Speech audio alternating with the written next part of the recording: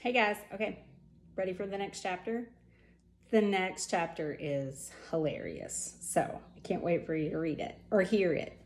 So it is chapter 19 and it's called Mrs. Zarby's, and it looks exactly like this.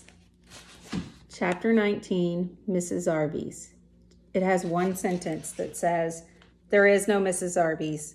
There is no 19th story." Sorry. That's the whole chapter. So I'm going to go ahead and skip to chapter 20. So this will be chapter 19 and chapter 20, since that was such a short chapter. Okay, chapter 20, Kathy. Kathy doesn't like you. She doesn't know you, but she still doesn't like you. She thinks you are, in fact, not very smart. She thinks that you are a person who doesn't know anything. What do you think of that? She also thinks that you're ugly. As a matter of fact, she thinks you're the ugliest person she doesn't know. And she doesn't know a lot of people.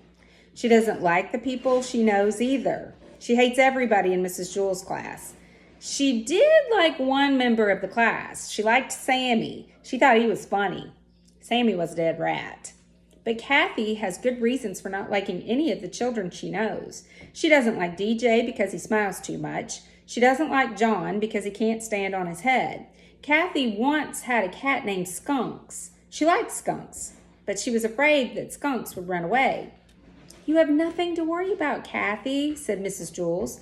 "Skunks won't run away. Just be nice to him and feed him and pet him, and he won't run away. He may go out and play, but he'll always come back." "No, you're wrong, Mrs. Jules," said Kathy. "What do you know? He'll run away." So Kathy kept Skunks locked up in her closet at home. She never let him out, and sometimes even forgot to feed him. One day, while Kathy was looking for her other shoes, Skunks ran out of the closet and never came back. "You said he would come back, Mrs. Jules," said Kathy. "He never came back. You were wrong. I was right." That was why Kathy didn't like Mrs. Jules. "The next time I get a cat, I want to ask you for help. That way he'll never run away," said Kathy. Then there was the time that Damien tried to teach Kathy how to play catch. Damien said, "When I throw you the ball, Kathy, try to catch it." "I can't catch it," said Kathy. "I'll just get hurt." "You won't get hurt," Damien insisted. "Just watch the ball." He tossed it to her, but Kathy knew she'd get hurt, so she closed her eyes, and the ball hit her on the cheek. It hurt. Kathy began to cry. "You were wrong," she sobbed, "and I was right." That was why Kathy didn't like Damien.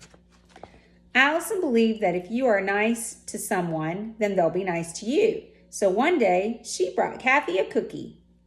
"I don't want your ugly cookie," said Kathy. "Probably tastes terrible." Allison said, "No, it's very good. I made it myself."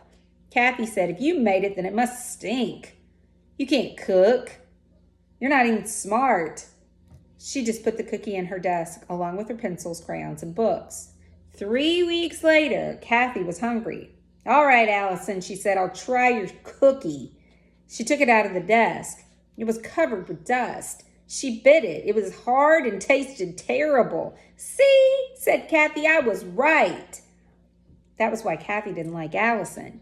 Yes, Kathy had very good reasons not for liking anybody she knew.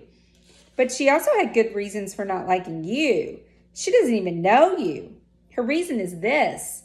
She knows that if you ever met her, you wouldn't like her.